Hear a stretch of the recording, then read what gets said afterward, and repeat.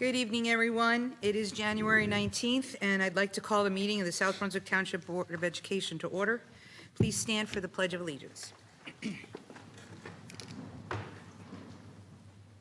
pledge allegiance to the flag of the United States of America and to the republic for which it stands, one nation, under God, indivisible, with liberty and justice for all.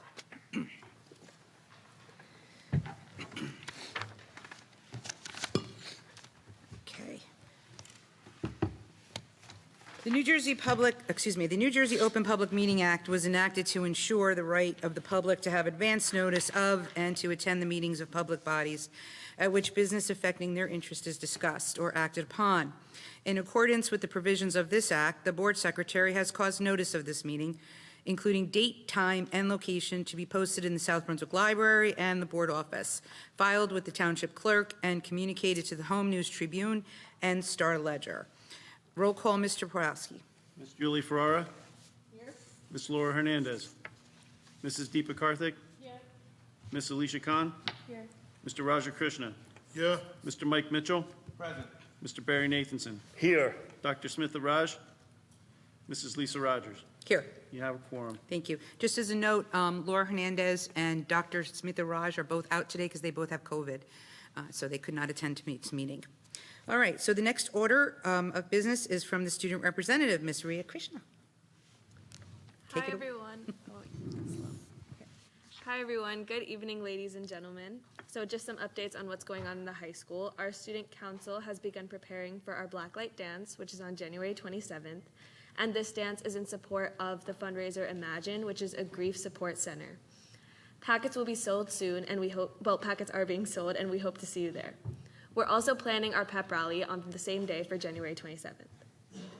DECA has had great success competing in their regional competition and has approximately 55 students who have moved onto the state competition, which will be taking place in March. Pirandello players would like to thank everyone who made their winter play Alice in Wonderland a huge success. Also, save the date for Asian Cultural Club's annual show Temptation on February 24th. Tickets will be sold soon. Our Special Olympics bowling athletes have been practicing extremely hard the past few weeks. Come support our athletes at their tournament on Sunday, January 29th at Bolero in North Brunswick. We hope to see you there. Our high school unified basketball players have started their weekly practices. We'll have a home game and an away game in February. Dates and details are to come. On January 11th, Student Council attended the New Jersey Association of Student Councils Winter Convention at TCNJ. We had 9 class council representatives attend with us as well. Student Council was awarded the NJASC Honors School Award for the 16th year. This award recognizes accumulated years that schools follow criteria recognized by NJASC as being important for developing and maintaining a successful student council program. We have Spirit Days coming up too. On Monday, January 23rd, we have Zoom Fit Day. Tuesday's Disney Day. Wednesday is Country versus Country Club. The 26th is Black and Gold Day. And then Friday is Color Wars, so everyone wears their class color. Moving on to athletics, the South Brunswick dance team competed in the UDA Battle of the Northeast on January 7th and took home 5th place in Pom and Game Day and 3rd place in the Jazz Division. They then competed at the Dance Team Union Northeast Regional Championship this past Sunday, where they were awarded 3rd place in their team performance and were named regional championships in the Pom, Jazz, and Game Day divisions. The Vikings were also awarded the regional award for their showmanship. Upcoming home events include boys basketball versus Colonia on the 21st, girls basketball versus North Brunswick on the 24th, ice hockey versus Robbinsville on the 25th, and girls basketball versus Morristown on the 27th. That's all I have for today. Thank you.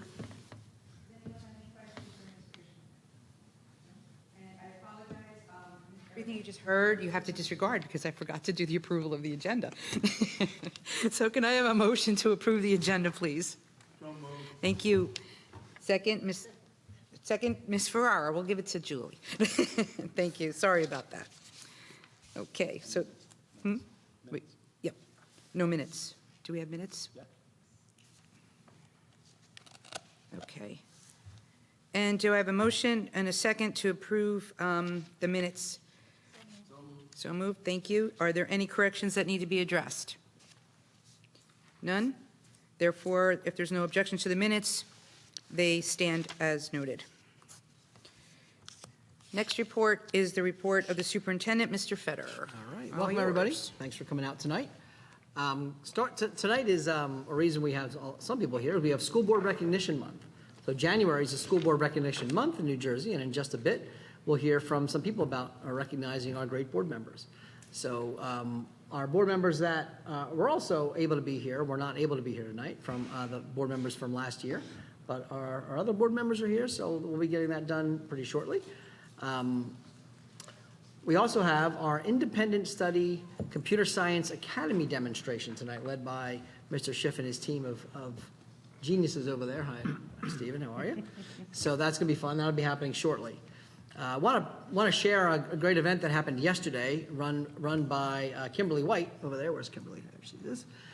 We ran a job fair yesterday for people interested in joining our district as substitutes, and 84 people came out to that meeting yesterday. So great job, Kim.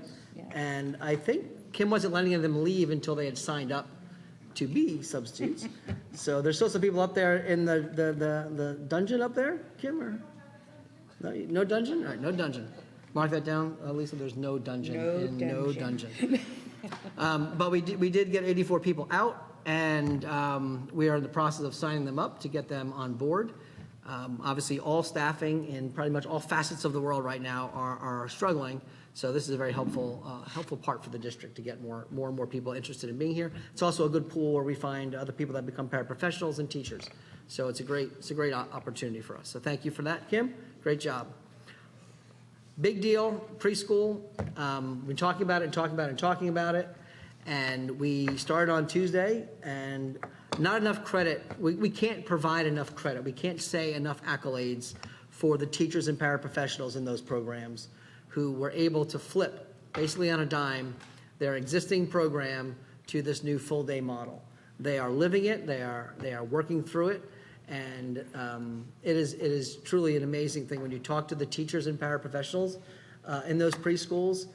The attitude of positivity and desire to do good for kids is off the charts. Also, I've been thanking them all along. Raphael's in the audience tonight. Suzanne, where are you? Over there. Have been great leaders, and Megan Plummer, I didn't see Megan, but has been a rock. And I know that's what the preschool teachers call Megan their rock, to help getting through this tough transition. But we're up and running, and the part that we want the community to know is the information about lottery and growth, even as much as early as this year, adding students for this year, is coming out. So we'll be getting that out to the community once we work it through the Board of Education level. And our goal, just so people know, is to add students this year to our free full-day preschool and then grow it again in September. So again, more information is coming about that. We're working through all those iterations, working with the state to make sure we're doing what we need to do there, and it's exciting. So we're in great shape to start, and still a lot more to go. More good news. The high school was just recognized and won a 2022 AP Computer Science Female Diversity Award. And what that means is the number of students who continue to try and promote getting females into the field. And we're one of 832 schools in the country that were recognized, so it's a pretty cool award. So we're excited about that, and hopefully we'll win some more in some other areas as well. A quick update on our townwide community budget committee. There's about 40 people on this committee. We have our fourth meeting on January 26th. We have some work to do in preparation for that meeting because each of the teams gave us some things they needed. So Dave and I and HR will be working on getting our community members that so that we can do another great meeting and ultimately come back to the board and the community and share some findings as we work through the budget. David's already working on the budget, and he'll be working on the budget pretty much nonstop between now and final budget hearing in May. So a lot of work. As you know, we received a $2.9 million stabilization aid grant, which is awesome news. We received, so we'll be getting a check basically for $2.9 million one time. And there was some miscommunication in the local newspaper, so I'm just going to reiterate some corrected information. The information in I believe it was the patch, stated that we lost $40 million. Well, That would be problematic. We did not lose $40 million. What we have is we have lost and continue to lose state aid that in the amount of, will total over $8 million. So our state aid, which was $1.24.5 million, will be down to about $16 million. That's permanent, meaning that $8+ million is gone. So over a 5-year period of time, just extrapolating information, each year, if you're down $8 million, globally, you're down, not spending that $8 million every year for 5 years would be the 40. That's where the $40 million number came from. It isn't a loss of $40 million. It's over time more than that, to be honest, because every year you don't have that money. So while we got $3 million, which is awesome, it does not solve the financial crisis of the district. A one-time infusion of $3 million will go far. It's going to make a big difference for now, but it isn't the kind of thing you can use to make purchases that are recurring expenses. Can't do that. So I just want to make sure we try to clarify that as best I can. I believe our journalists in the area are doing a great job. The Patch and TAP are the ones that kind of do a lot of the work around here, and I just wanted to help out and clarify that a little bit, that it isn't a one-time loss of $40 million. It's over $8 million out of our state aid permanently from the state, and that is what's having the negative effect. That's the S2 that we've been talking about, but it's not one-time $40 million. And we'll be making sure our township committee hears that as well, and we take care of all that. So that's my report, but I'm not quite done yet, because I'm going to turn it over to Dr. Mammon, who is going to talk a little bit about SB Reads. I'm not done yet. Good evening. Happy to be here today. Thank you for joining us. Excited to introduce this year's SB Reads. You're going to watch this video in a minute. I want to thank Lisa Manganello. She's here for your leadership with this. Thanks, Kate, for being here, and all our awesome library media specialists. So this year, as you know, one of our goals has been social-emotional learning competencies, and our theme is around one of those competencies. It is our ongoing effort to foster knowledge, skills, and attitudes in the areas of social-emotional competence. I've talked about this a couple of times when I've presented, to continue to establish our equitable learning environments and coordinate practices that support students' social, emotional, and academic development.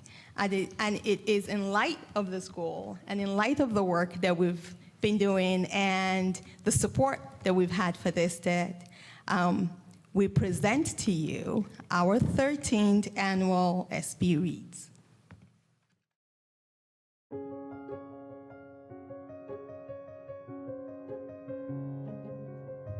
In 2023, South Brunswick Reads, the annual partnership between our schools and the South Brunswick Public Library, will spotlight the importance of SEL, or social emotional learning, on our community.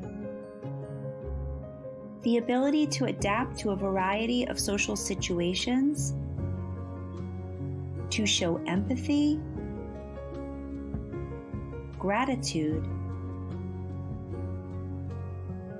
and care for others is at the heart of social emotional learning in South Brunswick schools. We show social awareness through mutual respect when our viewpoints differ. Reading expands our awareness as we visit new places, try on different perspectives, and learn to better understand our community. To instill social awareness takes a village. Schools, families, and our community working together. Reading as a town can increase our awareness and understanding. With these principles in mind, the theme of our 13th South Brunswick Reads partnership will be South Brunswick Reads for Social Awareness. We will read and come together to develop empathy, and show respect for our differences. To discover what we stand for and to use our self-awareness to inspire action. To celebrate our community and to identify and utilize the supports that can lift us. Since 2011, we've made many journeys as readers. We've honored a variety of aspects of our town, our schools, and our world. We've challenged ourselves to do better. Please join us as we read for social awareness. For more information on how to participate, book recommendations, and community events, visit our website.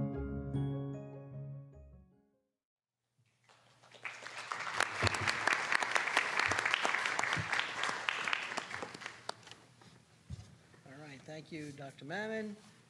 Thanks to you guys in the back over there. Great job. And we have one more group before I finish. Oh, jeez. Yeah, sorry.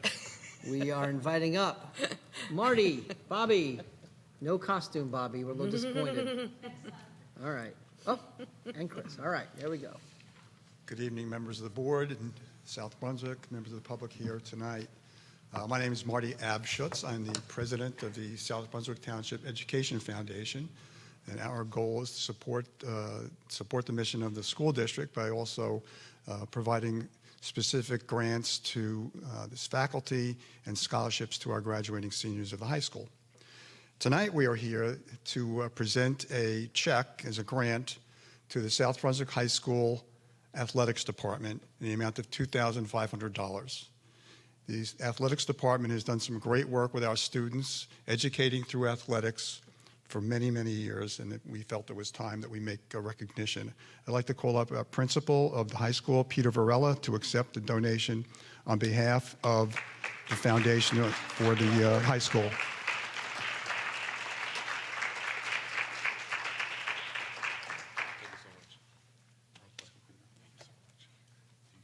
No, we keep it.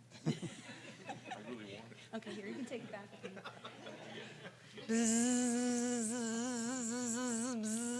Oh, wait. Bobby, what are you buzzing about? There's some bees in the air. Bzzz. What kind of bees? I think they're spelling bees. Oh, yeah. On February 16th, the foundation is having its second annual Adult Spelling Bee Challenge. It's Thursday, February 16th. It'll be at the Crossroads North Auditorium at 6:30. We're looking for some additional teams. I think we have 4 teams as of now. If you want to get your adult team together, it could be faculty, it could be parents. It's up to individuals. And I think our minimum is what, 3? Usually 3 people on a team. 3 people on a team is all it takes. And just contact through info@edfoundationsb.org, and you can join the Adult Spelling Bee. I see a lot of adults in the room who could participate, and it's a great fun event. And we, of course, again, we have Dr. Negroval and Mr. Dentler as our MCs, who are fantastic. If you saw them the last time we had the spelling bee. One other thing, look for notices of save the date for the Tour de South Brunswick, which is the largest community athletic event in the township. We brought it back again last year after the COVID situation has calmed down a lot, and hopefully it will continue with that. So look for that. Save the date. Early in June is when we'll have it this year on a Sunday morning, as we have in the past, and it takes place starting at the high school. It's a number of different routes for all different skill levels, including for very young children. We have a route that goes in the development right across the street from the high school, and it's a great fun time. And you'll see a lot of representation from different schools, and we do give money back to the schools, to their phys ed departments, based upon the participation of the people from that school, and for people that select that school to be the recipient of the amount of awards that we give out on their behalf. So again, look for that. Save the date early in June. I think either the 4th or the 11th are the 2 possible dates. And please join us at the Adult Spelling Bee on February 16th. Thank you, and have a great meeting tonight. Thank you. That concludes. All done. All done? Thank you, Mr. Fetter. Are there, excuse me, any questions for Mr. Fetter? Nope. Okay, moving on. Next order is a presentation by Ms. Bonnie Capes, the principal of Crossroads South.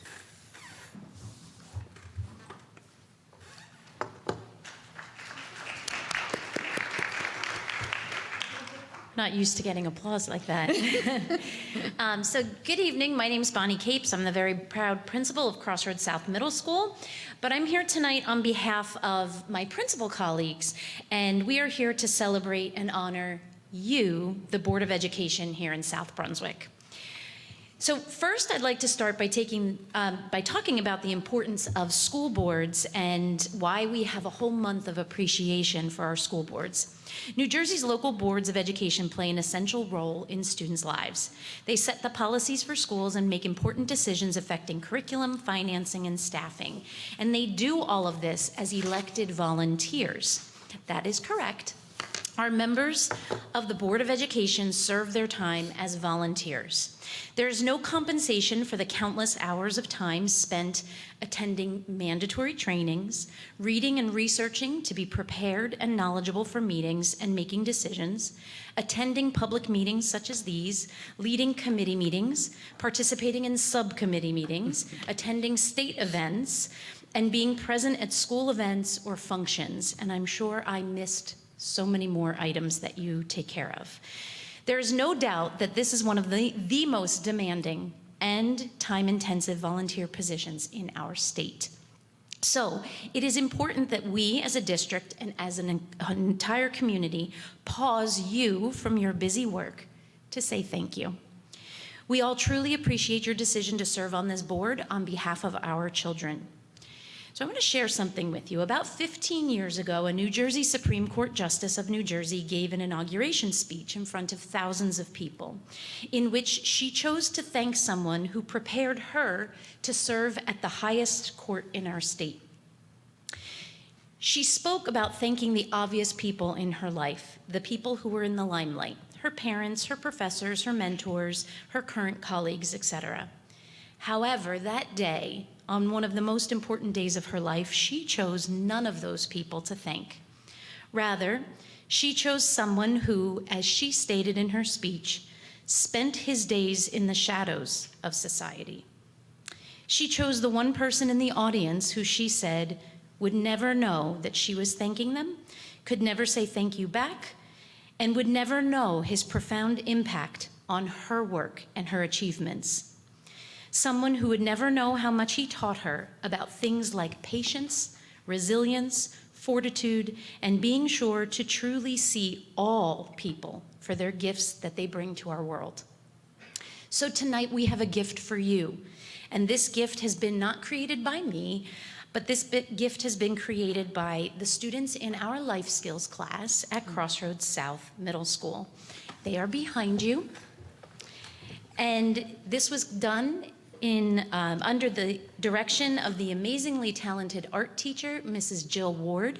She teaches at Monmouth Junction Elementary School, and she also comes to Crossroads South and works with our students. Our students spent the last few months creating this gift for you. Months. Step by step, moment by moment, painting each piece of paper individually, cutting, gluing, and putting this together to create a sunflower. With this, we want this sunflower to remind you of our students, even those who might be in the shadow, and we want to remind you to dedicate your work to help them all of the students in South Brunswick, to find their light, just like a sunflower turns to the light. Oh, and that person that the justice chose to thank was her own son, a young man with autism.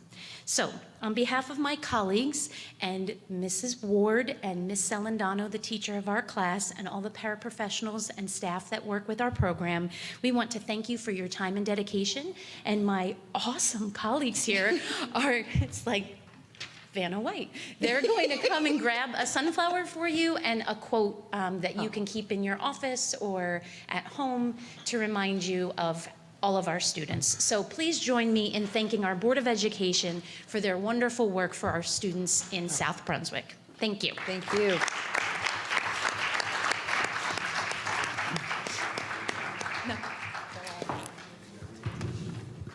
As you're passing that out, Mrs. Capes, please extend our greatest thank you to not only the teachers and staff, but to those special children. It means a lot to have these. And what I'm really excited about is this is going to go on my table in my kitchen, because finally I have a plant that won't die. So, This one lives on forever. This one is perfect. Thank you. And I'll there's one for everyone. open it up a little bit to our members if there's anything that you would like to say. Thank you so much. That's so great. Thank you, sir. That's so cute. Mr. Nathanson? This is Yes, fantastic. I humbly thank the principals of South Brunswick. And a lot of them will remember, unfortunately, the board doesn't know back then, but when I first started for a while, we used to get fancy gifts from Mr. Wiz, who was in this building, who was taught printing. And we used to get briefcases and all kinds of different fancy stuff. But once the state wouldn't allow that, the principals started coming up with these creative gifts from the students. And for me, it means a lot more than those fancy gifts. So Bonnie and everyone else, I want to thank you again for the thought that went in this and the students that did this. It's much appreciated. Thank you. Mr. Nathanson, anyone else? Ms. Ferrara? Hi, Bonnie. I just want to say thank you to you for sponsoring this project. I've been in the class of the life skills with the kids, and I know how much work must have gone into this. Please thank them for us from the bottom of our hearts. Thank you. Very nice. Thank you. Anyone else? Mr. Mitchell? I echo the words of my fellow board members, my colleagues, in thanking first the principals for making the presentation, and for the teachers and the students that actually put this together. And you know, I work in special ed, and I've been in special ed for over 20 years. And I kind of got emotional sitting here for a few seconds, so I'm kind of glad that Mr. Nathanson went on for a little bit so I could get myself together. But if you've ever encountered these kids, they're truly something special. And I'm so thankful for their parents and how they labor with them and they work with the schools to make sure their child gets the best, because they deserve the best. And I'm thankful for this district and for what we provide for our kids. And it's not just for one group of kids, it's for all kids. And I'm very thankful for that. So thank you all. Thank you. Anyone else? No? Again, thank you so much, Bonnie, really, from the bottom of our heart. Nice job. I also failed to thank the Education Foundation. They left already, but if anyone knows anyone in the Ed Foundation, please pass on our thank you for that nice donation. And to Ms. Manganello, I don't know about anybody else, but she has a calming effect on everybody, the way she talks. I love it. Thank you so much, Lisa, for that as well. And also Dr. Memon, thank you as well. Anyone else have any comments or questions on that? No? Oh, okay, go ahead. Mrs. Capes, thank you so much for this lovely gift, and to all the teachers in the transition home as well. I visited it last time. I was so impressed. It's so cozy and beautiful. So please pass on my heartfelt gratitude to the children. And I treasure this. I have a lot of real plants in my home, and this is going to make its home with all of them. So I'll definitely send you a picture so you can share it with the children. Thank you so much. Thank you. Okay, very good. So our next order of business is our presentation by Mr. Stephen Schiff, the SBHS Computer Science Chair, and several students. on the Independent Study Computer Science Academy student demo.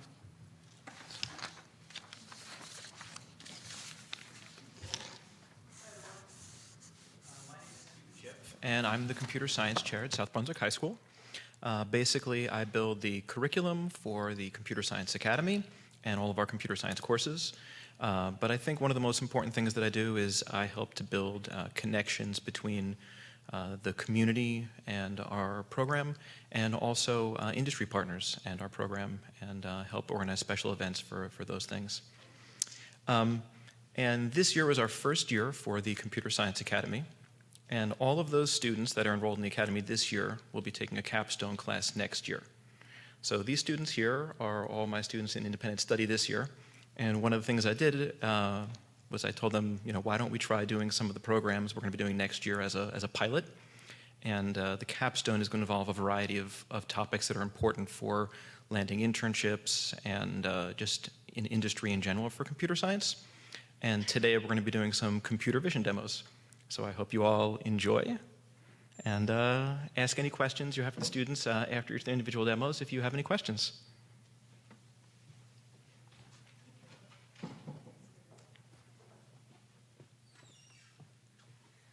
Okay, hi, my name is Shreya, this is Pooja, and that's Swati.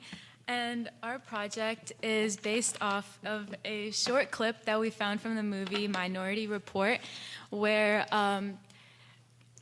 Tom Cruise, he controls a screen using hand movements while wearing gloves with lights in the fingertips. So what we wanted to do is take our own spin at it, and we were able to control the mouse of our computer based off of the movements of a light source that we use our phone flashlight for. So we're going to show you guys a quick demo of what that output looks like.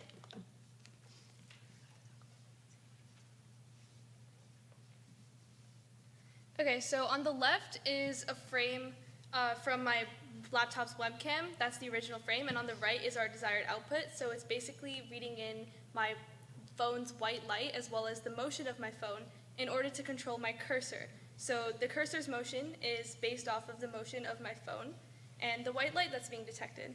And we're going to show you guys how we went about doing this. So first, essentially our idea was to detect our phone's white light and the motion of our phone and combine that in order to produce that output. So I'm going to talk about how we detected our phone's white light. So first, we used the OpenTV library, and we used that to access the webcam of my laptop. And then we grayscaled each frame of that video, and that allowed us to easily access the color white from my phone, because we were able to work with a smaller amount of colors, black, white, and gray, rather than the entire RGB color scale. And so after grayscaling our frames from each video clip, we were able to apply a threshold in order to find the whitest light that was being detected on the screen. After finding the threshold, we applied a background subtractor, which allowed us to get rid of all the not moving light in the background. So that allowed us to focus on the moving flashlight. And then after that, we applied erosion. And erosion essentially allows us to go through every important pixel in the frame and sees if there are other important frames around it. And if it does, then it keeps that area. If it doesn't, it gets rid of it. And that allows us to monitor the motion of the flashlight. And on the screen, there are two frames. The first frame is pre-erosion, and that you can see there are random white dots around it, and it's not as neat as the second one. The second one is post-erosion, and it focuses more on the flashlight, and it allows the mouse to move without any distractions. So now that we have the mask of what is light and what is moving on the frame, we want to be able to combine both of those. So we use something called a bitwise AND operator in order to see what is both light and moving. So once we do that, we want to be able to find the coordinates of that flashlight within the screen. So in order to do that, we use a OpenCV method called find contours. And what that does, it allows us to grab the edges of the light that we've shined on the computer. And from that, it checks if the area of that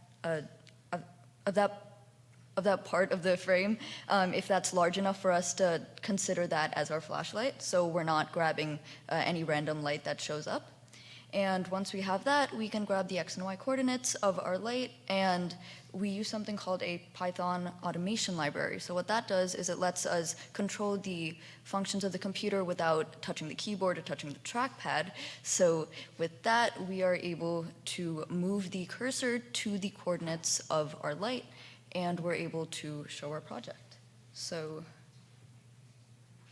just to show it one last time, we have all 4 of our frames right here to show what we've done. So our top left is showing our original frame.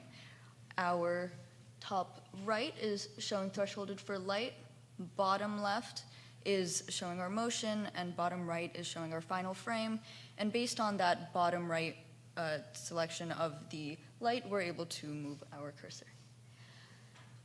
So that concludes our presentation. We're going to hand off the mic to Yash and Satvik now to show their project.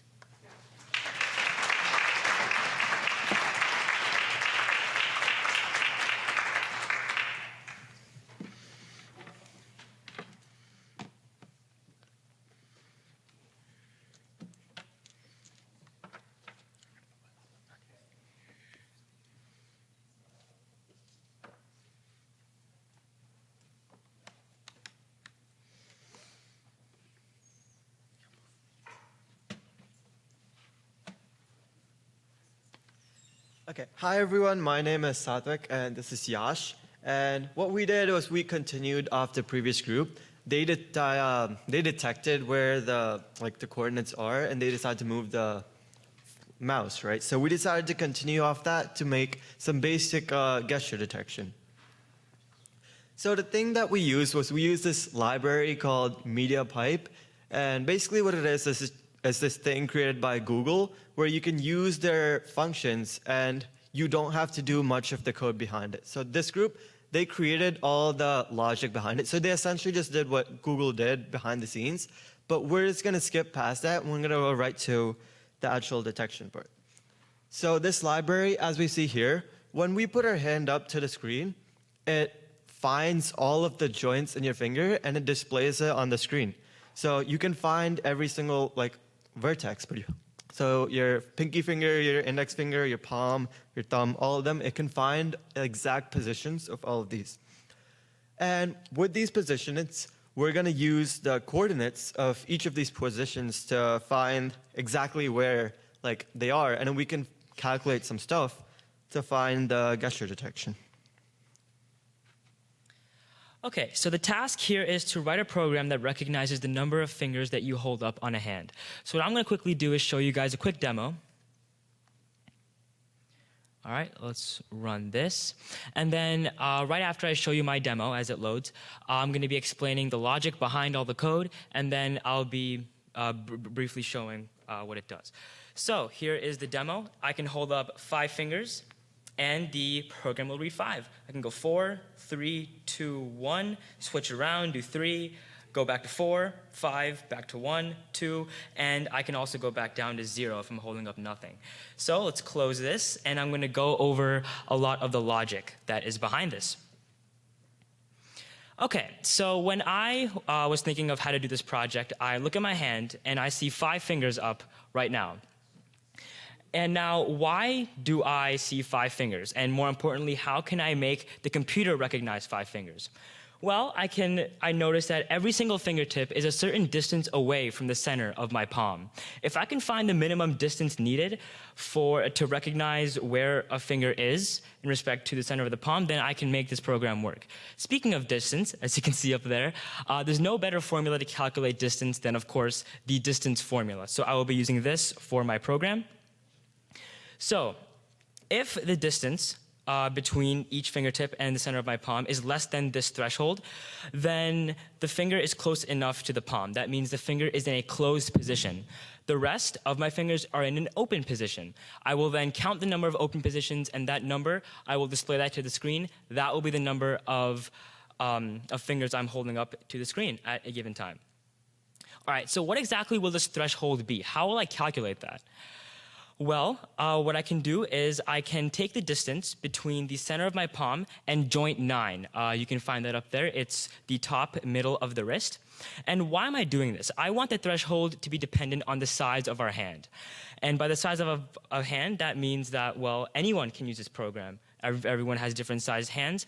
And also we have to account for the fact that people can move their hand away and towards the camera. As you move your hand away, your hand will get smaller on the screen. As you move your hand closer, then your hand will be enlarged. So we want to account for this. We can take that distance, multiply it by 1.5 to give us a good threshold value, and that will be a nice threshold for us to use. As you can see, there is actually no middle joint. There's no middle vertex given to us by MediaPipe. So how do we find that? Let's take joint 0 and joint 9. Joint 0 is your wrist, the bottom of your wrist. Joint 9, again, as I mentioned, the top middle of your palm. We can find the point equidistant to that, and that will be the middle of our palm. So let's dive back into the code. I'm just going to, for a few seconds, go over what this looks like. As we see, we have our distance formula right here, this function. We have this function that finds our palm, as I mentioned just now. And as we see, we have a bunch of loops. MediaPipe will use these loops to construct the hand that Satvik has showed us earlier. But in the demo, we did not see a sort of skeletal outline of our hand. I turned that off just for the sake of this demo. I add every single vertex, all the vertices that you saw, to a list so I can easily access them. I will then isolate every single fingertip joint, and I will compare the distances from those points to the center of my hand. And from there, I can then, every single finger that is in an open position, if I detect that, I will increment a single counter variable. And then the rest of the code here is just simply used for displaying everything and writing a number on the screen and making it all look nice. So that is it for my segment of the presentation. Now Satvik will go over one more demo with you guys.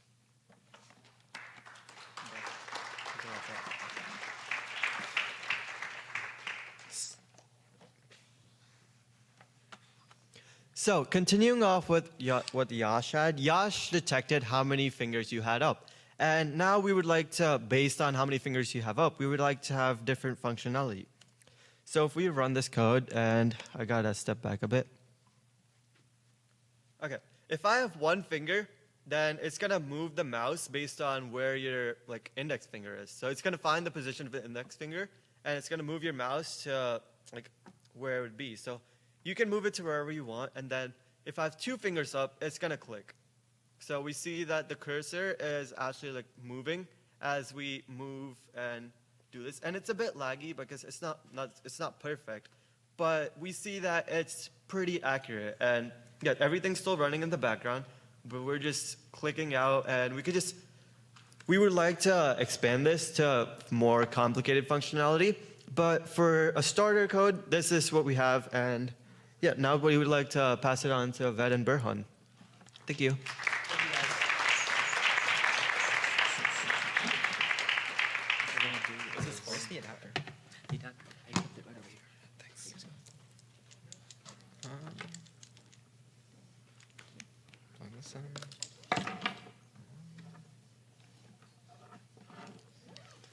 Let's see. No? It's not. Oh. There we are. Hold up. Full screen. Okay, I'll start. All right. Good evening, everyone. My name is Burhan. And I'm Ved. And today we'd like to present to you a project that we've been working on during the past marking period. So over the last 2 months, we've developed a lane detection software that can basically discern whether a user is in their respective lane or not, given footage from the front of a car. And as daunting as writing this software seemed, over time we realized that it is within our reach and could be written in a high school setting, given the resources. And just like any other engineering problem, we decided to go at this step by step. So This is what the sample footage from the front of the car looks like. And the first thing that we want to do is that we want to isolate the view of the road in front of us. And so how we do this is that we select 6 points on our image, and we use those 6 points to bound the portion of the image that we want to keep. So in this case, that's the road in front of us. And we blacken the rest of the image. The next thing that we want to do is that we want to highlight the lanes in front of us. So one thing we know about lanes is that they can be either white or yellow. And so using this criteria, we can go through our image and highlight white and yellow pixels as white and blacken the rest of the image. And that's what you get after that. And before we actually calculate the lines that are formed by these lanes, we need to detect the edges of each of the lanes. And so we use an algorithm given to us by OpenCV, which is the library that we're using, called the Candy Edge Detector. And basically, when you pass an image through this algorithm, it returns an image with highlighted edges of all the objects on the screen. So once we have the lines that make up, or the edges that make up the frame, we want to get the individual line segments that make them up. So we use another OpenCV function called HuffLines-P to do this. Once we have that, unfortunately, it also returns line segments which are invalid, such as, so like the lanes are like rectangles, so the horizontal lines, it returns those as well. So to remove those, we look at the slope, and we remove all line segments with invalid slopes. So anything that's too horizontal or too steep are unfeasible to be part of the lane, so we don't look at those. And then we split them into the left side and right side of the image. So as you can see here, the left lines are in red, and the right lines are in blue. And so once we have that, we're able to create a lane. And so to do this, we look at the slope-intercept form of a function, y equals mx plus b. And from this, we derive the average left and average right line, using all the left line segments and all the right line segments. And from this, we were able to draw a polygon, like the one presented here. On the edges of this polygon, the two slope lines are those average lines that we derived. And we were able to fill in the rest of the polygon in the frame. And so once we were to overlay this on top of the original image, as you can see here, it looks as if the lane is being highlighted. And I can run this demo. And as you can see here, this is kind of the culmination of all the steps we described, where the area that's outside of the road, outside of our bounds, is darkened. The lines of the road, like the white lines, are highlighted to demonstrate how those are being only isolated by color. You can see the red and blue line segments that make them up, and you're able to see how we're able to track the lane with that green polygon fairly effectively. That's all at display. And so what we can also do is if we remove all this extra information and just present the original video with our lane detected, it's pretty easy to see. It's able to track it fairly effectively. It's able to get turns and stuff too.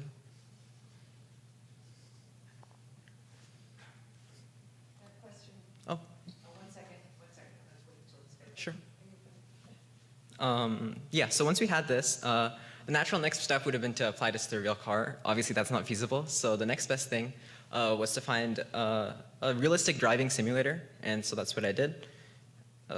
And from that, I was able to kind of implement our algorithm, extend it a bit to account for example, the velocity of the car and the turns and stuff. And so this is a car. The bottom left is the car driving in real time in a simulator. And the top right is my program kind of reading that and implementing, among other things, our lane detection algorithm to kind of drive the car. It's able to slow down when it approaches turns and kind of take them without leaving the lane.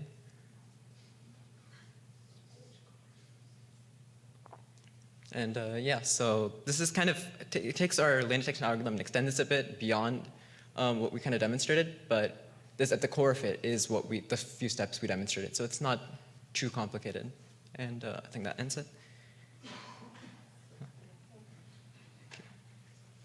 And so, yeah, that's our presentation. We learned a lot while we were doing this, and we hope you enjoyed. Just 1 second. Okay. I just want to make sure, Julie, just 1 second. I just want to make sure there's no other presentations. Yeah, we're good. Okay. All right, Ms. Ferrer, you can go ahead. I just wondered how much this technology or your research of it is helpful in terms of self-driving. Was that your thought? Yeah. About so, self-driving vehicles? And yeah. So we kind of looked at how, like, for example, a Tesla would do it, and obviously they have many more sensors than we do. They have much more information to like kind of parse. So, but that would be kind of out of scope. We couldn't kind of handle that ourselves. So we looked at a single kind of input, which is the front camera. And from that, as you can see, it's fairly possible to do something that's pretty accurate, but kind of to get to the next level, you would need a lot more information. So it kind of gets exponentially harder, but yeah. Thank you very much. Thank you. Any questions? Any questions? Do you know why they don't have any questions? It was fantastic. I have some comments, actually. Just one. So the state of New Jersey has decided to take away $8 million from the school district. Can you write a code that makes them think they took away the $8 million, but instead added $8 million? If all three of your groups work together, I think you can do this. It's like changing the B to You an have A. till May. So, Mr. Schiff, if we can get on that, please? We probably could. Not be so great. Any comments? Anything? Go ahead. Yes, Ms. Carthen. So I'm so fascinated by all of the presentations.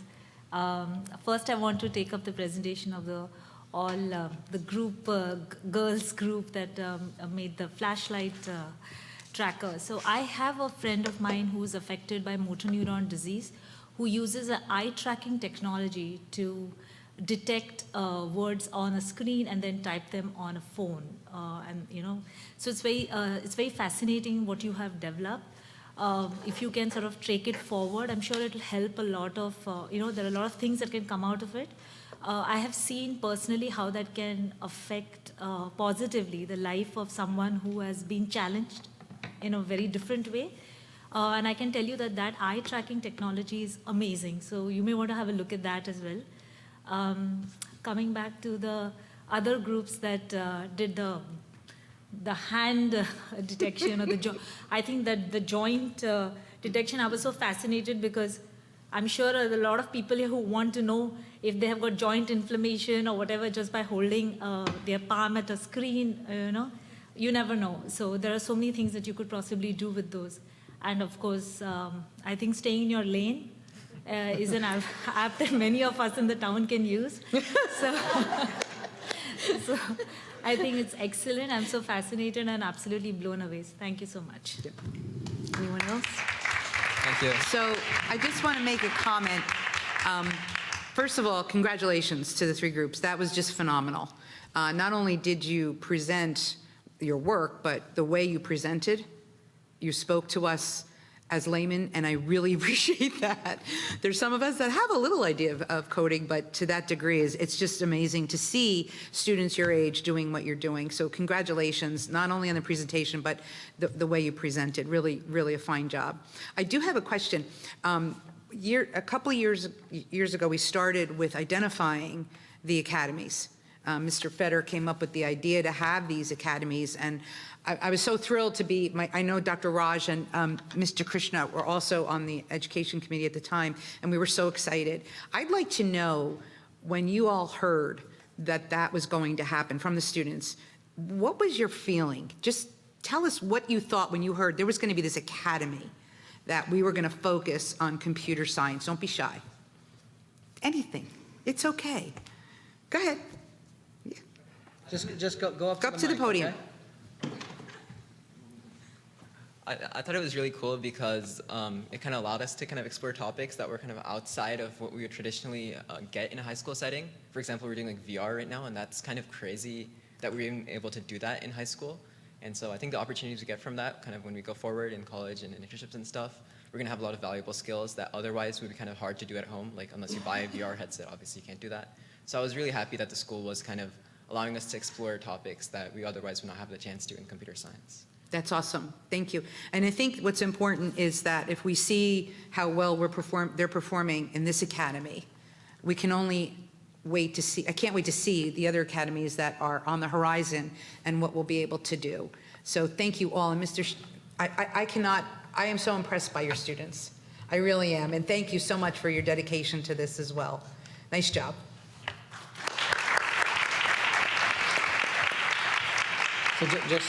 So just so we know, so when we did this work, Stephen was we'll say the rock in this. So he dedicated time beyond time. We even talked about that back in the day of how much time, and things that we just can never really say thank you enough. And the thanks, though, is that we get to see this, right? We get to see, in this case, these 7 students. Well, I don't know what they are. But, Beyond. I mean, crazy. And you're right about the idea that what could come of any one of these, as Deepa said, and what's coming next. So very, very excited that you guys were willing to come out tonight and do this and do it so well. And while you didn't say much tonight, Steve, and I know if I gave you the mic right there, we'd be here till 2 a.m. with your excitement and energy and ideas about what could be possible with this. But what we are able to see is you were able to deliver that, and you gave space for these students. And there's, they come with, you guys all came with your own, right? You have this, but you need space. You need general mentorship, general guidance, plus the learning, right? But without that, someone at the helm for that, and it's not me, it's not Mr. Varela, it's that guy right over there. Yeah. He is, and working with the supervisors and the other teachers, and of course, all of us. But really, that's amazing. And this is truly fruits of the labor that I know, Stephen, you've been putting in for years now. And you guys really impressive. So good luck with everything. I can't imagine what we're going to hear from you in the future, but awesome. Great job. Great job. Next year for the capstone, we'll have, many students doing Like 600 or 700 of them? more than 50. I can't wait to see the graduation ceremony. Yeah, if you can by graduation, I would like to do my speech by just going like this. So if you can work with me. Very good. Well, I know that you guys have sat through most of the meeting, but you're more than welcome to stay. But I know that you probably have homework. And so if you'd like to step out, feel free. We'll take about a 3-minute wait for you to step out. But thank you again for coming. It was really impressive.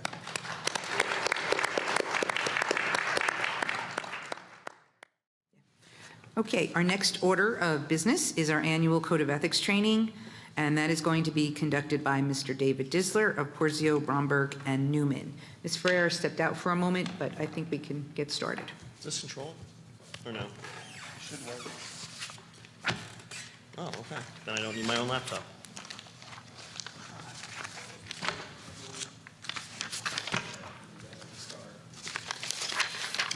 They all have a copy of your presentation. They already have it? No, I think he's handing. No. I think we have to. Oh, goodness.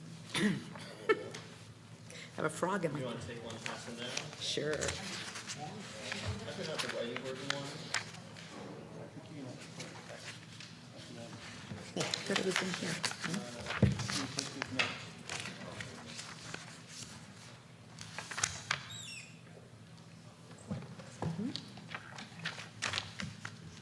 I'll get this for, how do we,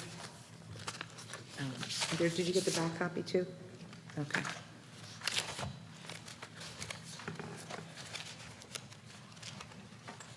There should be 2 different sets. Yep. One of the note version and one of the School Ethics Did you get Act. one for Julie? Yeah. Okay. And if it's okay with you, I'll start while that's passing it out, unless you guys want me to. So, one, thank you for going presentations in the order of most impressive to least impressive. I actually thought Mr. Federer was going to say that the way to make back the $8 or $40 million was just to sell those programs. Like I could write up a nice little contract that says we retain all copyright material of anything just done in the program. That's smart. So, as many of you know, my name is David Disler. I'm one of the board's attorneys, and I have the privilege, I think we talked about earlier, that one of your mandatory trainings of your volunteership is ethics training, so I have the privilege of, again, coming back and doing that today.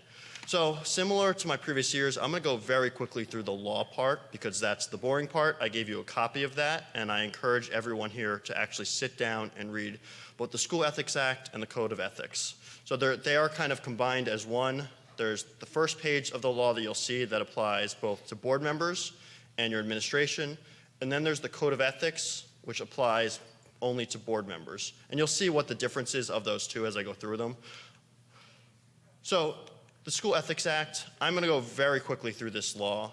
The heart of the School Ethics Act, again, this applies to board members, administrators, is it's really about money, right? It's about someone trying to persuade you as a board member, administrator, to do something for some sort of financial means, right? So No school official member of his immediate family shall have an interest in a business organization or engage in any business transaction or professional activity.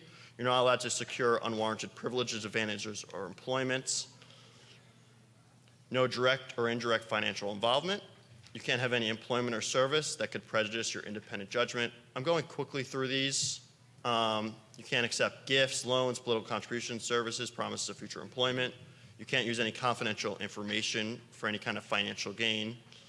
These are all the ones, the reason I'm going through quickly, very, very rarely do we see board members have issues with these, and the ones that do are the ones that have the criminal charges brought up against them, right? So, right, these are the real corruptions, the ones that really I'm not too concerned anyone on this board is going to run into, right?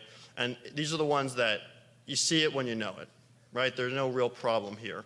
So again, I encourage you to read through this. It's the first page of that law sheet I gave you, but it's not really where we're going to focus today. Where we're going to focus today is the code of ethics that just applies to our board members. So this is a little different, right? So the first one, School Ethics Act, really is the board members that you know are inappropriate, right? Are breaking the law, things like that. The code of ethics, I would say, more goes to what I will call the overzealous board member. These are board members that many times are very well intentioned, but at the same time, they're not, as you see in letter C, confining their board action to the way that they're supposed to as board members. So I'll go through these a little slower, but still want to move rather quickly. Because for those who've seen my presentations in the past, it's very interactive. I'm going to still throw a lot of hypotheticals at you, and that's how we'll kind of talk about the law. So letter A, I uphold and enforce all laws, rules, and regulations of the State Board of Education. For years, we never saw anyone touch this one. And then recently, I'll say the educational laws out of Trenton became a little more politically charged.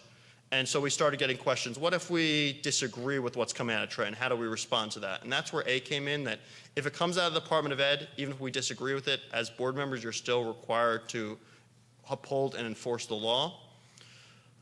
Letter B is on its face obvious. You can't make any, your decision is in the welfare of the children, and it cannot be in any way based on race, creed, sex, or social standing. And then C, D, and E is where I think the heart of the issues come up with school boards. It's, I will confine my board action to policy-making, planning, and appraisal. I will carry out my responsibility not to administer the schools, but together with my fellow board members, make sure they are well run. And I will recognize authority rests with the Board of Education and make no personal promises nor take any private action that may compromise the board. So again, this is what I talk about when I talk about the overzealous board member, right? It's usually someone who is acting in good intention, but goes beyond what their role should be. A lot of this presentation will be, I'll be honest, will be focused on, again, overzealous board member, and they do things that really is what you have done designated to your superintendent of schools, right? That one of their largest responsibilities is the selection of the superintendent, someone that you trust. And then a lot of what your job as board members is to go to the superintendent with your questions, with your inquiries, and with any of the issues that arise, and make sure that he, as the chief school administrator, handles those issues. G is pretty obvious. As board members, you get a lot of confidential information, and you can't violate that confidence. And then I and J go together. I will support and protect school personnel. And then, as I mentioned just previously, J goes into, if there's an issue comes up, your job is to refer it to the chief school administrator, your superintendent, rather than handle it yourself as a board member.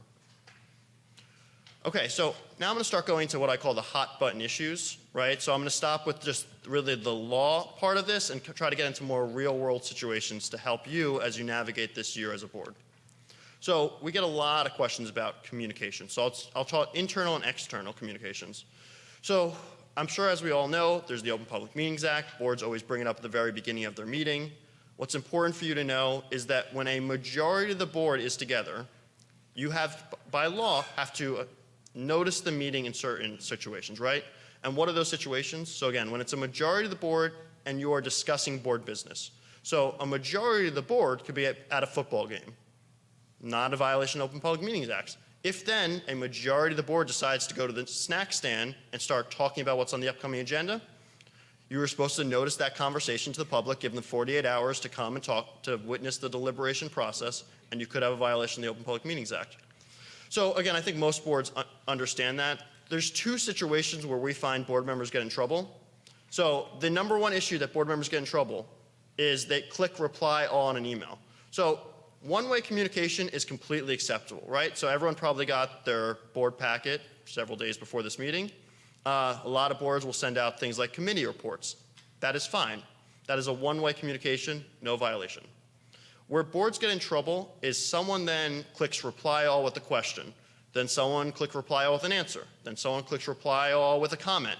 And there you have a back and forth, which by law the public is supposed to be able to witness and you were supposed to notice. So what boards do, and I should mention, the other area where board members can get in trouble is text messaging. I've seen it even certain times where board members are texting during meetings and people are kind of saying, well, should we get to see that? So if you have a text message group with the majority of the board on it, make sure you're not talking board business, or again, that's theoretically a violation of the Open Public Meetings Act. So just some helpful hints. Again, if you don't have to put a majority of the board on an email, we recommend against it. But the big issue is don't click reply all. A lot of boards, what they do is on the top now, if they run into this issue, they literally will write, do not click reply all, any questions or comment, reply directly to me. And then every once in a while we get a board that really struggles with this, and we recommend just BCC everyone to avoid the issue. So now I'm going to talk about external communications, right? So these are what we think about op-eds, or more frequently your Facebook posts. So I will say this, because the School Ethics Act continuously tells me this. Just one second, I just want to clarify so they understand the BCC part. Yeah. That does not mean reply to the email with a BCC to everybody. Oh, I shouldn't. That That means is a good when point. when you're doing the one-way communication, instead of doing a one-way communication with everybody's name, write it to, let's say, the president or the superintendent, and then BCC everybody else. They'll still be getting the communication, but they won't be able to reply all to the communication. That's what. Yep, I appreciate the clarity. So First Amendment rights with the School Ethics Act. So we get a lot of questions, and a lot more recently over the last few years, where the School Ethics Act wants to always make clear that you still maintain your First Amendment right as board members. And then you read these decisions, and they always have, but you still have to comply with the School Ethics Act. So I talked about, if you remember, I talked about this case a lot last year, so I don't want to harbor on it too much. What this case came out, it's about 1.5 years old now, is an op-ed went in the paper. And this person decided to indicate that they're writing this on their own. Someone filed an ethics charge, and the School Ethics Act said this is a violation. So if you are going to comment on board business, and I will make my disclaimer as the board attorney, that it's certainly not recommended to write the op-eds, things like that, and we'll talk about a reason why it's better that if you have the First Amendment right to comment on board business. You certainly can exercise that right, but I'll talk in a minute why that could lead to some issues. But if you are going to, right, if you're going to make a political endorsement, that's pretty common, or if you're going to write an op-ed or even write a Facebook post, you must put this. Disclaimer must, 1, note that this view is your own, and 2, make clear the views expressed were not those of the board. I've recommended this last year, and I hope everyone did it. I will recommend it again this year. There is no one-size-fits-all according to the School Ethics Commission. But they did give this example and said, this is the example of what a perfect disclaimer would look like. So if you're going to write something, I would copy and paste this disclaimer and put it right in. So this is why I bring up there's the issues. So again, we have that disclaimer. If you're going to write an op-ed, write a Facebook post on board business, you're going to comment publicly, you're going to have to identify yourself. You want to indicate the post is not authorized or written by the board. Number 3, it has to be accurate. So under school ethics, it's clear as board members you cannot provide inaccurate or misleading information. Most of the time, board members understand that. It is number 4 where I see board members get in trouble, right? They write an op-ed or something on a Facebook post on a hot button issue, and it's number 4, ensure that your actus does not compromise the board, right? And that's pretty broad, right? Because what you think is helping the board, someone else could see as that's compromising the board. And if your view is going against something that the board is trying to do, that could be seen as action that's compromising the board. So that's why, again, as the board attorney, I certainly advise it's better to stay away from it because number 4 is very broad. So for those that remember last year and the last previous years, I do a thumbs up, thumbs down system with my hypotheticals. So if you think the board member didn't do anything wrong, thumbs up. If you think they did something wrong, thumbs down. So I'll start moving to the hypos. So here we have a social media post that A board member shares an article on her Facebook page regarding new legislation that will impact schools in New Jersey. Think school funding laws. Above the article, the board member includes the boo image. No other language is included. What do we think? Thumbs up? Board members okay with this Facebook post? Thumbs down? Not okay. Just some thumbs up. So this, oh, I forgot, this is the thumbs up, thumbs down. All right, so no violation here, right? So as board members, again, this is your first amendment right? State legislation is not going to appear before you as a board, right? So as long as that, it's not an issue that's before you, right? So something the governor does that you disagree with, something out of Washington you disagree with, that's all fine. It's literally just what are the resolutions that are impacting your district. Oh, my favorite one. So a board member posts on his personal Facebook page, which includes the proper disclaimer. The post states that the district would be better off if the business administrator wasn't so cheap and didn't get so much enjoyment out of cutting costs. What do we think? And I know, I'm looking at Mr. Pulowski over there, and I see that he's thinking this is a compliment, so it's no problem. He's not even looking. We'll have to go to RFP for our next year's presenter. So what do we think? Violation or no violation? It's a violation. Yeah, I'm hearing violation. So yes, so this is a violation, right? So a post like this would not be supporting and protecting personnel. This means that the board cannot take deliberate action which result in undermining, opposing, compromising, or harming school personnel in the proper performance of their duties, right? So a post like that would certainly not be supporting and certainly be undermining. And so even though you had that proper disclaimer, you're still violating the act because you're not supporting personnel. Okay, so let's talk about addressing concerns. We get this a lot, right? I talk about an overzealous board member, right? It's not uncommon for someone in the public, a friend, family member, or just a member of the public to bring a concern to a board member. And so this section kind of talks about that. So here, a board member receives a private message from a middle school parent. The parent says that he believes his son is being bullied at school by another student and asks for the board member's help. The board member sends a message to several parents at the middle school to see whether there's any truth to these allegations. What do you think? That's bad.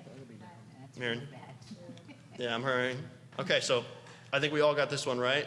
So one, confident, you want to hold out confidence. But then it's the second one that I think is important. I will refer all complaints to the chief administrative officer, right? So if you get a complaint from a parent, the first thing you should do before taking any other step, send it to the superintendent. I cannot stress that any more clearly. That is your responsibility. If you start taking other steps, it's where board members get into trouble. All right, so this one I did last year. So for those that remember, I didn't take this one out because it's one of my favorite examples. Board member receives a call from a parent claiming a teacher made inappropriate comments during her daughter's class. The board member emails the superintendent with the information. The board member then calls the principal to request the issue be investigated. What do we think? I did this one last year. Let's see if you guys remember. Okay, yeah, I'm seeing a lot of thumbs down. So this is a violation. Does anyone remember why this is a violation? I'll open it up. Exactly. So this is a great case, and it shows why the chain of command is so important. So what this case stood for was the problem here is that, again, inherently people think nothing went wrong here, right? What people have to remember is the superintendent is in charge of determining what the appropriate action is, right? The superintendent could have assigned a different investigator, and now you have two separate investigations talking to the same people and could lead to different results. The superintendent could decide that principal is conflicted for some reason and shouldn't be involved in this at all. And so the problem that you run into is when you go beyond what the School Ethics Act is, here you have a violation, and this case really explained why would you have this, because it can lead to chaos. And again, a good intentioned board member could have bad results. So if you get, if a parent, if anyone in the school district comes to you with a problem, right, teacher, employee, anyone, your job as board members is make sure you have an ethical obligation to give that to the superintendent and take no further action. Okay, we get this a lot preparing for board meetings. Typically, we'll see it in the personnel realm, right? There's this personnel action. Board members say, what steps can I take? So I'll go through that, and I'll do it through the hypotheticals. So at the board's upcoming meeting, it will be voting on the purchase of a new basketball equipment. A board member, and this is a very important point, who used to start on his high school basketball team, enters the gym to test out whether new basketballs and equipment are needed. The question is was it appropriate for this board member, who again started on his high school basketball team, to enter the gym and try out the equipment before the board voted on the purchase of new basketball equipment? And we'll assume that he followed the proper procedures to enter the building. What do you think? Getting one thumbs up, this one's a little back and forth, a little thumbs down. So this one's okay. You're right. So the point I want to make here, right, when it comes to board members, we get this question a lot. What am I allowed access to? What can I do, not do? The simplest way I can answer that question is you have the ability to make an informed decision. So if something is on the agenda and you need information related to that item, you have the ability to make an informed decision. How do you go about that? Your job is to then, again, go to the superintendent and let the superintendent know, I would like to make an informed decision. If you have questions, superintendent. In this situation, the board member, this case was based on a board member who used to be an engineer who wanted to see windows throughout the building and literally go and start shaking them. And they got permission from the superintendent, and the school ethics commission said that's fine because it was related to his vote. It's the issues where it's something not related to your vote that's before you, that there's rumors in the community or things like that. That's where it goes beyond policymaking, planning, and appraisal. Okay, let's talk about interaction with staff. So we have this exact same hypothetical, the previous example, while shooting some hoops. The board member can't believe how easy it was to just walk into the gym and grab the basketball equipment. Believing this is a security risk, he immediately finds a custodian and tells that individual to start providing additional security in the gymnasium. What do we think? All right, this is a nice, easy one. Yes. So again, as board members, this is an important one, but you cannot give instruction to any staff members if you believe there is an issue, right? Your job, and even this one just went to the custodian and said, I think this is an issue, it needs to be corrected, find a solution. Your job, again, you think there's an issue, bring it to the superintendent's attention, let the superintendent then go through the chain of command to solve the problem. But you yourself as board members should not take that step. Yes? Dave, is another good reminder when something like that occurs, the concept that the board member individually has no authority anyway. Correct. To do that. So instead of even like wondering if I should do that or not, as an individual, you cannot direct action. And it can be struggling, right? Because as a board member, right, if you were just a parent and you saw this problem, you might go up to a staff member and say, hey, I believe this might be a problem.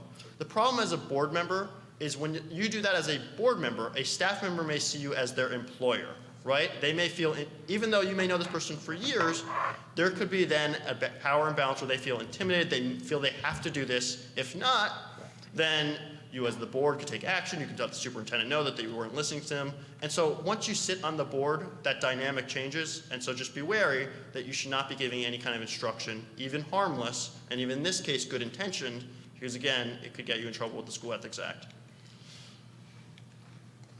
Okay, my very last example, this one will also be self-evident, but I want to drive home a point behind it. The facilities coordinator recommended to the superintendent the transfer and demotion of a certain staff member, or certain staff members. Unfortunately, this included a board member's future son-in-law. Coincidentally, the board member and the facilities coordinator happened to run each other in a hallway. The board member immediately starts questioning the facility coordinator about the personnel actions and whether he followed the proper procedures. What do we think? Should you protect that future son-in-law? Barry's saying do not protect the future son-in-law. Unless he's mom. So obviously this is a very clear violation. This was a violation for a whole host of reasons, but again, the last point I want to drive home here is maybe the proper procedures weren't followed. But everything sitting on your agenda tonight, you will see, I believe it will probably say, and I didn't review your agenda, recommended by the superintendent, right? And so I believe that Ms. Redder does not make all of these decisions unilaterally. He does get input, he does get recommendations, but it is his decision being made. So if you have questions about something on the agenda, even though you know, look, this is about facilities, it'd be great to go right to the coordinator. Again, that's taking one step that you're not supposed to take. You, of course, your responsibility as board members, you go to the superintendent, follow the chain of command. The superintendent may direct you to the facilities coordinator, and that's okay, or he may get the answer for you. But again, it's these type of situations that the reason, again, this case is obvious on its face, but it's that point I went on to drive home. So with that, I will open up the floor if anyone has any questions. Any questions? If not, I thank you guys very much for inviting me back. I appreciate it. Thank you, David. And just for the public, the ethics review is a mandatory review that is required by the state of New Jersey for all boards in the state of New Jersey to go through. So thank you so much for your help. Okay, let me just get that out of the way. All right. Okay, next order of business is for board committee and liaison reports. And I'm going to speak for Smitha, the Education Committee. She's not here, but at this point, the Education Committee has no reports. Mr. Nathanson, the Business Operations Committee, any update? That doesn't have a report, but we had the reorganization of the planning board last night. And going forward on the agenda for February is the completion of the development at the corner of 130 and Friendship. There are condos. There's going to be some commercial across the street at a later date, but the residential part that's going to be completed is 300 plus more units. Okay. So that obviously affects us at some point. So. Well, we got to keep an eye on that one. Is there any liaison committee reports? Yep. I want to make a report. I want to acknowledge the winter concerts that I was able to attend and support for the high school, Crossroads South and Crossroads North, which is actually my liaison school. The performances were top-notch, and our students really shined on all three occasions, as it was wonderful to be in person. Great. So I felt pretty fortunate to be able to go and witness these wonderful performances. Thanks to Mr. Robert Sears, Supervisor of Music, and his illustrious staff of teachers for putting this all together. I'm looking forward to the spring. Thank you. Great. Thank you, Mr. Mitchell. Any other updates? None at this time? All right, so we will close board committee. Moving on, it's the first public comments. The Board of Education recognizes the value of public comment on educational issues and the importance of allowing members of the public to express themselves on school matters of the community interest. Complete copies of the rules that govern this portion of the meeting are available to the public at the back of the room, or you can obtain an advanced copy by contacting the board office during regular business hours. We reserve the right to limit each speaker to no more than 3 minutes. Mr. Pulaski will indicate when you have 15 seconds remaining. It is our plan to listen to each member of the public. We will note all questions and comments made. Once all questions and comments are made from all members of the public, the Board of Education will respond, if necessary, to questions or comments in the most timely and efficient manner. Please consider not repeating questions or comments made by other members of the public. When recognized, please approach the podium, state your name, place of residence, and your group affiliation. The first public comment is for agenda items only, and there will be a second opportunity for the public to comment in any matter. Mr. Pulaski, do we have any members of the public who pre-registered? Based on the crowd in the audience, I would say no. Thank you. Are there any audience members who wish to make a public comment? Nobody here. Very good. If there are no comments, we'll close this portion of the public comments. Next order is old business, and seeing none, we shall move on to new business. I only have 3 comments that I want to make on new business. One, our retreat is now scheduled for May 2nd as we move to conduct retreats to be parallel with the district fiscal calendar and the school calendar. This was confirmed at the last retreat. We will be moving now to a spring retreat. Committee chairs that have been identified will reach out to confirm the schedule of committee dates once we confirm and approve the committee groups on today's consent agenda.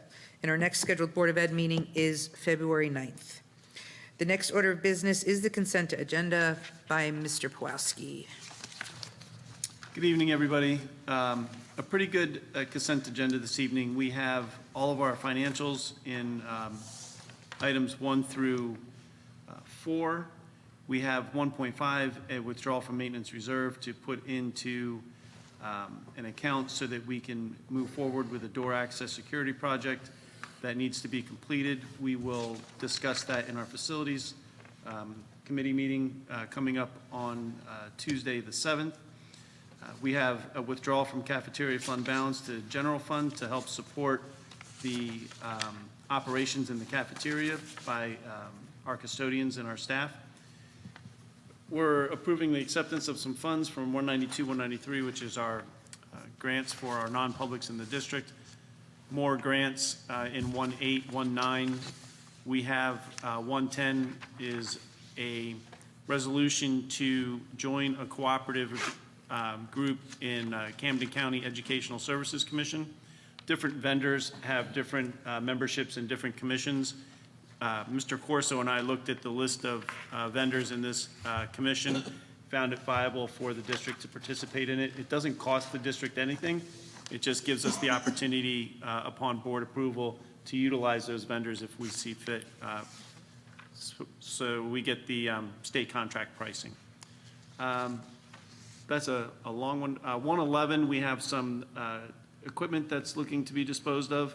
112, we have an addendum with an agreement for ESS changing their pay structure to adhere towards the new minimum wage in the state of New Jersey. Some professional services. I'd like to note on 113, the rate is per evaluation, not per hour.